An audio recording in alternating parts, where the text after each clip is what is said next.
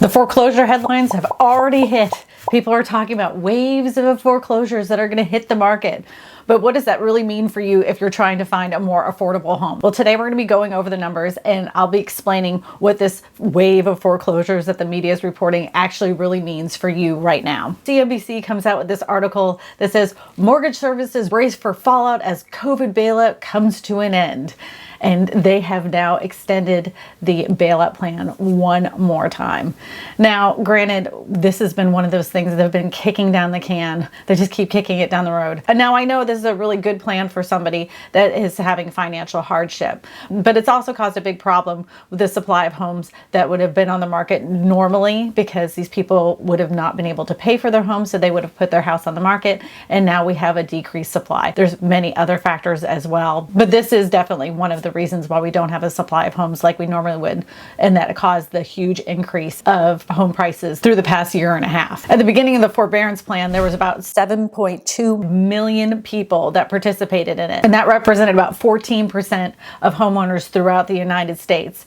Well, now it's only about 2.2 million, which is still a really high number, but it isn't near the amount that we saw at the beginning.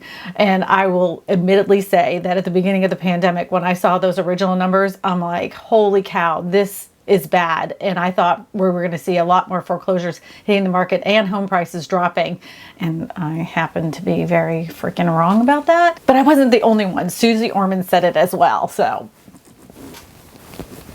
now that they have extended the amount of time that you can apply for the forbearance, that means that even at the end of this month, somebody would be able to call up their mortgage provider and say, I need to be on the forbearance plan. And that mortgage company can give them 6 to 18 months without having to pay a mortgage. Those payments are tacked to the end of the loan. I know I've seen in my comment section, they're like, once this ends, everybody's going to have to pay that big chunk of money. No, that's not how this works. With federally backed loans, they do not work that way. The payments were tacked to the end. And mortgage providers, as crazy I know as you think this sounds, they really don't want you to be foreclosed on. This is a very hard process for them to go through. They've made a lot of mistakes and learned a lot of lessons from that last housing crash, and they're not amped to do that again. Even in this CNBC article, they have said that if somebody was still having problems and they wanted to restructure their loan terms, they were willing to work with those people because they don't want to have to go through this. It was a real big nightmare the last time. So when will the wave of foreclosures hit the market and you'll actually see them? Well, before there's foreclosures, there's short sales.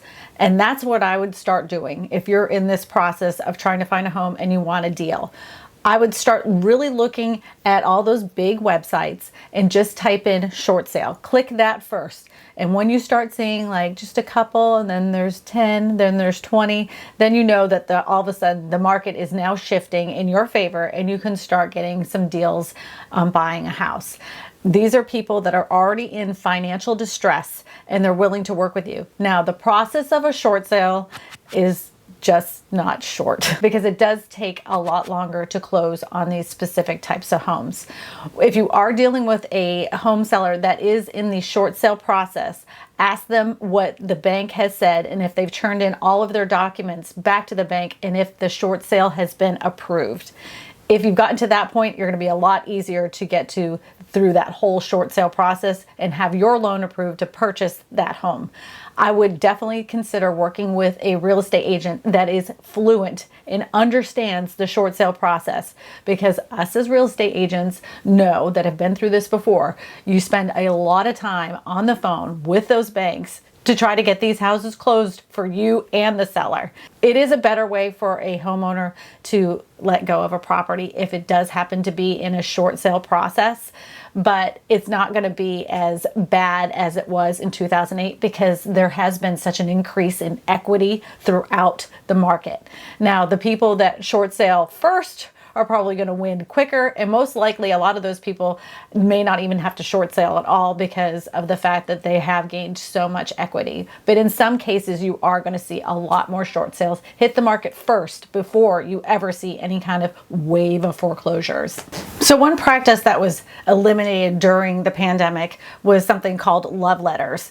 And it was basically telling the home buyer to try to convince the home seller to sell them the house because of the fact that, you know, they had a family and this would be perfect for their kids, and it's, you know, minutes from the school. They would write these love letters out. It's now been considered against fair housing. But that doesn't stop you as a home buyer reaching out to home sellers to ask them to purchase their house. If it's not already currently on the market, you cannot ask your real estate agent to send this letter to the sellers.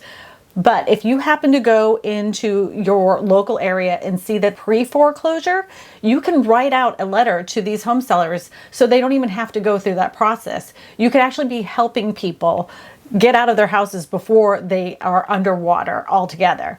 So just think about making out some letters and start sending them out, and give them your full address and how they can contact you so it doesn't look creepy. But this would be a perfect way to get yourself a real estate deal in this market as it starts to shift. And that way you can help somebody out to get out of their house if they're underwater with their home payments. So now that 72% of the people that participated in the plan, we still have another 28% that's left. Again, that's 2.2 million people. And that still seems like a very high number. But in the last housing crash, when we had a wave of foreclosures, there were over 6.3 million foreclosures in the United States in a decade. A normal amount would have been 250,000 a year. That is not a little number. And it's this number, even though it's huge, 2.2 million, it's a fragment of what we were back in the day when we had the last crash. I think if we're waiting for a big windfall of reduced prices as these hit the market, I think a lot of us are going to be sorely disappointed. Now, that doesn't mean there's not going to be deals to be out there, because there's always deals to be out there, especially when you have more supply of homes on the market. People are going to be a little bit more negotiable than they were a year ago, because, you know, as you know, right now, sellers have been holding all the cards. And it'd be nice for home buyers to be able to have a little bit of negotiation room, because there hasn't been any. And some of the things I've seen have been absolutely freaking ridiculous. And I'm sure you've heard it as well. I hate to be the Debbie Downer when it comes to this wave of foreclosures that is coming on the market, because anybody that's done like a thimble full of research about foreclosure process, it doesn't take like a blink of an eye, you know, just a lickety spit kind of thing. It takes weeks, years, months to get foreclosed properties onto the market. Not only that, once a foreclosed property is in the bank system, a lot of times they're sold before they even hit the market. So will they be available to the average American? We don't even know that yet. So the likelihood of these hitting the market, like let's just say in the next few months, and causing this big crash of the housing market, I think is kind of a hopeful wish. I hate to say that, but it's not going to happen the way that some of these articles are portraying. We're not going to see it like we did in 2008, in 2009, because when those houses hit the market, it was because they had a backlog of homes that people hadn't been paying on. And they kept giving out these ridiculously stupid subprime loans. You could basically state, well, yeah, I think I make around $350,000, and they took your word for it. Now, tightening on credit history and the way that they approve people for loans is way harder than it was back then. You need more than just an electric bill like you did in 2008 to get a house. Now, an interesting statistic that came out of this is that Black Knight has said that it estimates that 575 plans will expire in September and at the beginning of October, meaning mortgage services will be facing the daunting task of dealing with about 15,000 trouble loans a day. That's a lot of loans. But like I said, they have learned from their mistakes.